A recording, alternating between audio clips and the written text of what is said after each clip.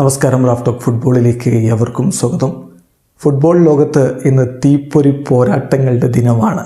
അന്താരാഷ്ട്ര ഫുട്ബോളിലെ വമ്പന്മാരൊക്കെ ഒരുമിച്ച് കളിക്കളത്തിലേക്ക് ഇറങ്ങുന്നൊരു ദിവസം. ഇന്നത്തെ പ്രധാനപ്പെട്ട മത്സരങ്ങളുടെ സമയക്രമം നമ്മൾ നോക്കുകയാണ്. ഇന്ന് രാത്രി ഇന്ത്യൻ സമയം 1:15, അതായത് സാങ്കേതികമായി നാളെ പുലർച്ചെ ഇന്ത്യൻ സമയം 1:15 ഇംഗ്ലണ്ടും ബെൽജിയവും തമ്മിൽ ഏറ്റുമുട്ടുന്നത്. അതേ സമയത്ത് തന്നെയാണ് ജർമ്മനി നെതർലൻഡ്സുമായിട്ട് ഏറ്റുമുട്ടുന്നത്. ഇംഗ്ലണ്ട് കഴിഞ്ഞ കളി ബ്രസീലിനോട് തോറ്റിട്ടാണ് വരുന്നത്. ബെൽജിയത്തിനെതിരെ മികച്ച പ്രകടനം അവർക്ക് നടത്താൻ കഴിയുമെന്ന് ആരാധകർ പ്രതീക്ഷിക്കുന്നു. ജർമ്മനി ആവട്ടെ കഴിഞ്ഞ കളി ഫ്രാൻസിനെ തോൽപ്പിച്ചു വരുന്നു. നെതർലൻഡ്സിനെ അവർ നേരിടുമ്പോൾ മറ്റൊരു മികച്ച പോരാട്ടം പ്രതീക്ഷിക്കുകയാണ്.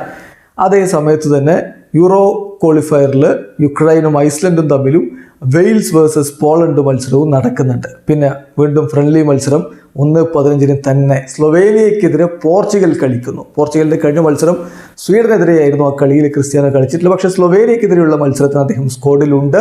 CR7 ഇന്ന് അദ്ദേഹത്തിൻ്റെ കരിയറിലെ 206ാമത്തെ അന്താരാഷ്ട്ര മത്സരം കളിക്കാൻ ഇറങ്ങുകയാണ്.